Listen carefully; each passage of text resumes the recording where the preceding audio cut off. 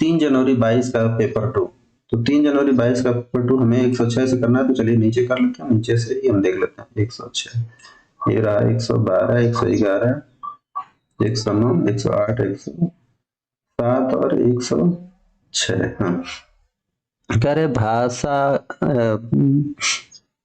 शिक्षार्थी भाषा अर्जित करते हैं। शिक्षार्थी भाषा को क्या कर रहे हैं? अर्जित कर रहे हैं, ठीक है, मतलब अर्जन कर रहे हैं। तो क्या करते हैं, उस भाषा को भाषा संरचना का विश्लेषण करके नहीं, साहित्य का अध्ययन करके जब अर्जन कर रहे हैं ना, तो क्या करेंगे, प्राकृतिक अंतःक्रियात्मक वातावरण में भाषा का उपयोग करके, ठीक है, उसमें कोई प्रॉब्लम ही नहीं होगी, आसानी से सीख लेंगे। यहाँ पे देखिए, इसको बड़ा अच्छे से पढ़िएगा, इसमें लिखा है कौन से भाषाई कौशल अभिव्यक्ति से संबंधित है। तो भाषाई कौशल अलग हो गया, और भाषाई कौशल में क्या होता है, एक तो ग्राम्यात्मक होता है, अभिव्यक्तात्मक होगा। तो ये बोला अभिव्यक्तात्मकता, ठीक है। तो भाषाई कौशल अभिव्यक्तात्मकता से क्या संबंधित है, तो अब ग्राम्यात्मकता में क्या होता है, सुनना और पढ़ना, और अभिव्यक्तता में क्या होता है, बोलना और लिखना। तो ये वाला हो जाएगा। अब इसमें कर रहा है, यदि कोई विद्यार्थी निम्नलिखित कार्य करने में असमर्थ हो जाता है, मतलब इन कार्यों को करने में असमर्थ हो जाता है, तो किस विकलांगता में से पीड़ित होने की संभावना है। पाठ्य सामग्री से अर्थ ग्रहण करना, मतलब जो सामग्री है उसे अर्थ नहीं ग्रहण पा रहा, सारांशीकरण क्या करे, अपेक्षित गति दर से पढ़ना, मतलब गति दर से पढ़ नहीं पा रहा है, तो सिंपल सी चीज पढ़ नहीं पा रहा है, तो पठन वैकल्य लेकर लगा दीजिए। कह रहा है भाषा का कार्यात्मक मॉडल संप्रेषणात्मक क्षमता की अवधारणा से जुड़ा है, बिल्कुल जुड़ा है। कार्यात्मक मॉडल कम्युनिकेशन स्किल की अवधारणा से जुड़ा है। भाषा कार्यात्मक अर्थों में अभिव्यक्ति और वास्तविक दुनिया की गतिविधियों को करने का एक माध्यम है, बिल्कुल है माध्यम, और ये इसकी व्याख्या भी कर रहा है, तो इसका मतलब उत्तर हो जाएगा, दोनों सही है और इसकी व्याख्या कर रहा है। अब अगला लिखा है कि निम्नलिखित में से कौन सी एक विषय उन्मुख लेखन शैली जो किसी मुद्दे विषय उस पर प्रकाश डालने का प्रयास करती है। देखिए, किसी भी मुद्दे पर प्रकाश डालना तो क्या करेंगे, उसका विवरण करेंगे कि वृत्तांत करेंगे कि तार्किक करेंगे, वर्णन करेंगे, बोलेंगे उस पर वर्णन करेंगे, तो वर्णनात्मक लेखन हो जाएगा। निम्न में से किसे भाषा शिक्षण परंपरा के अंतर्गत मानवतावादी, मानवता नहीं ये है मानवतावादी, मानवतावादी दृष्टिकोण के उदाहरण के रूप में उद्धृत किया जा सकता है। तो किसे किया जा सकता है, हाँ, निम्न में से किसे शिक्षण परंपरा के अंतर्गत मानवतावादी दृष्टिकोण से उद्धृत किया जाता है, किसे किया जा सकता है, बताइए। इसे करने के लिए हम सबसे अच्छा इसको ये समझ सकते हैं कि मानवतावादी दृष्टिकोण से कर रहा है, तो मानवतावादी दृष्टिकोण का तो सबसे अच्छा उदाहरण है कि सामुदायिक विकास, सामुदायिक भाषा अधिगम ही हो जाएगा, क्योंकि कुल भौतिक प्रक्रिया से मौन और उपागम तो कुछ है नहीं, सामुदायिक भाषा इसका हो जाएगा मानवतावादी दृष्टिकोण।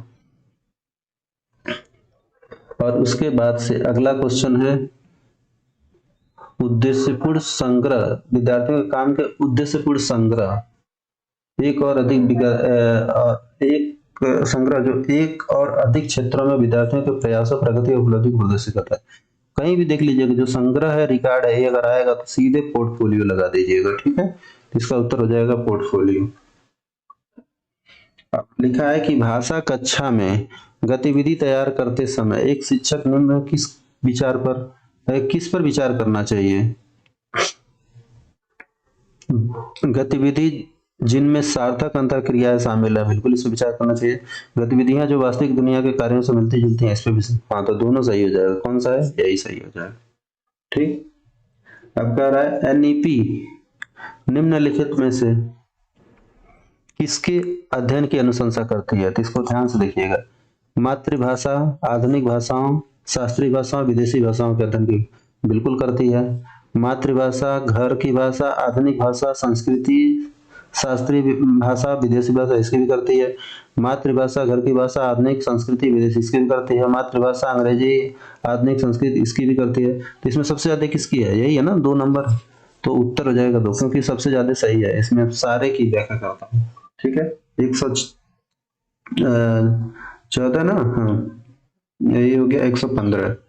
115 में क्या लिखा है कि शिक्षिका कक्षा में एक गतिविधि आयोजित करती है कि विद्यार्थियों को गोल घेरे में बैठने के लिए कहा जाता है। वह कहानी शुरू करती है। एक बार राजस्थान के छोटे शहर में एक बहादुर लड़की थी।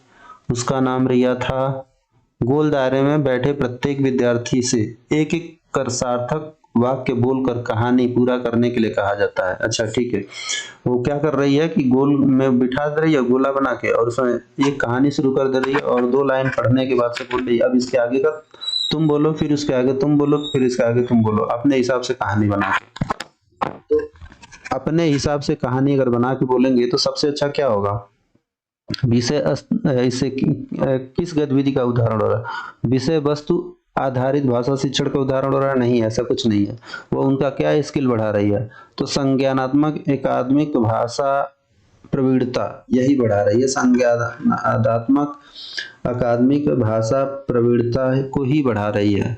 ठीक है, उनका कॉग्निटिव एकेडमिक भाषा प्रवीणता बढ़ा रही है, न कि बुनियादी कम्युनिकेशन व्यवस्था को बढ़ा रही है, एकीकृत भाषा को बढ़ा रही है। नहीं, ऐसा कुछ नहीं कर रही है। 15 के बाद से 16 में आइए, लिखा है कुल भौतिक प्रक्रिया मतलब टीपीआर, न्यूज वाला टीपीआर नहीं है, कुल भौतिक प्रक्रिया है। किन विद्यार्थियों के लिए सबसे अधिक उपयोगी है? जो क्रिया करके सीखते हैं, बिल्कुल इन्हीं के लिए उपयोगी होगा। श्रवण वाला, पठन वाला, चित्र देखकर, इनसे ज्यादा होता है जो क्रिया करते हैं, इसलिए बोला जाता है कि प्रयोग कीजिए, उसमें ज्यादा होगा। अब देखिए लिखा है कि संविधान की 8वीं अनुसूची में कौन सा शामिल नहीं है? तो इसमें उत्तर हो जाएगा राजस्थानी। अब 8वीं अनुसूची के बारे में हम आपको बता दें कि 8वीं अनुसूची किसमें हुआ है? भाग 17 में अगर जाएंगे, भाग 17 के अनुच्छेद 343 होता है, वो लैंग्वेज हिंदी के माध्यम से है। इसमें क्या है, 343 से लेके 351 तक है। ठीक है, अनुच्छेद 343 से लेके अनुच्छेद 351 तक है। इसमें लिखा है टोटल 22 भाषाओं को मान्यता दी गई है। ठीक है, 8वीं अनुसूची में 22 भाषा में कौन सा है? असमिया है, बंगला है, बोडो है, डोंगरी है, गुजराती है, हिंदी है, कन्नड़ है, कश्मीरी, कोंकणी, मैथिली, मलयालम, मणिपुरी। ये याद रखिएगा, इसमें से एक जरूर पूछता है।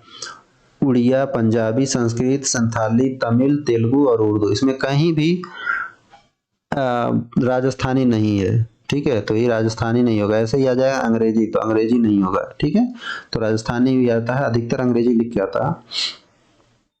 ठीक है, अब कह रहा है कि यदि कोई व्यक्ति, ध्यान से पढ़िएगा, यदि कोई व्यक्ति स्वर, शब्दांश, शब्द, वाक्यांश और वाक्यों की पहचान कर फिर उसे स्वर और संदर्भ का उपयोग कर रहा है, तो किसका उदाहरण? देखिए, पहले उनको क्या कर रहा है? पहचान रहा है, मतलब आंख से देखा उसने पहचाना। ठीक, पहचाना। अब उसके बाद से क्या किया इसने? फिर उसको दिमाग में रखा, मतलब उस पर क्या किया? उस पर प्रोसेस किया। क्या चीज किया? उसके संदर्भ में उसने क्या चीज किया?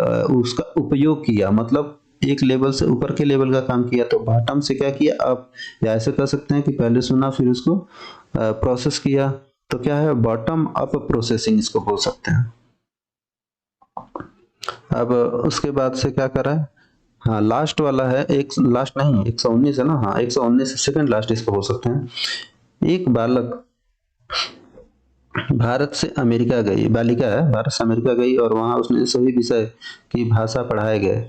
शिक्षण की इस प्रक्रिया को क्या कहते हैं? तो इस प्रक्रिया को निमज्जन कहते हैं। निमज्जन के बारे में बताएं कि यह एक संस्कृत का मतलब शब्द है। इसका मतलब होता है कि मतलब कि एक तरह से ना डुबकी लगाकर या गोता लगाकर स्नान करना, उसका अर्थ होता है। लेकिन इसको किस संदर्भ में लिया जाता है? इसका मतलब होता है कि किसी चीज में, किसी शिक्षा में लीन हो जाना। लीन हो जाने का मतलब यह है कि ऐसी शिक्षण प्रक्रिया है, इसमें क्या होता है कि जब बच्चा कोई भी चीज मातृभाषा में सीख लेता है, ठीक है, मातृभाषा में उसने कोई चीज सीख ली है और उसके बाद से दूसरी भाषा, मातृभाषा सीख ली है और उसके बाद से दूसरी भाषा को क्या कर रहा है? शिक्षा प्रदान कर रहा है। दूसरी भाषा की जो है शिक्षा प्रदान कर रहा है, तो उसे बोलते हैं निमज्जन। मतलब क्या है? उसमें एकदम लीन हो जा रहा है दूसरी भाषा में और सीख रहा है, तो उसको बोलते हैं निमज्जन, न कि द्विभाषी बोलते हैं।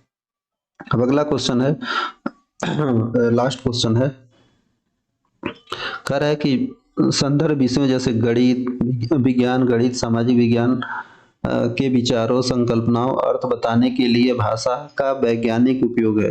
भाषा शिक्षण विषय के सहयोग से भाषा शिक्षण के लिए भाषा के इस पहलू को प्रयोग करने की कोशिश करता है। इसे क्या कहा जाता है? तो इसे सिर्फ सिंपल समझिए रजिस्टर कहा जाता है, रजिस्टर आधारित भाषा शिक्षा कहा जाता है। तो इस तरीके से हमारा 3 जनवरी और 1 जनवरी 2022 का जो हिंदी पेपर 2 हुआ था वो समाप्त हुआ। अगर आप लोगों को पसंद आ रहा है तो प्लीज इसको सब्सक्राइब कीजिए, लाइक कीजिए और अपने दोस्तों को शेयर जरूर कीजिए। देखने के लिए बहुत बहुत धन्यवाद।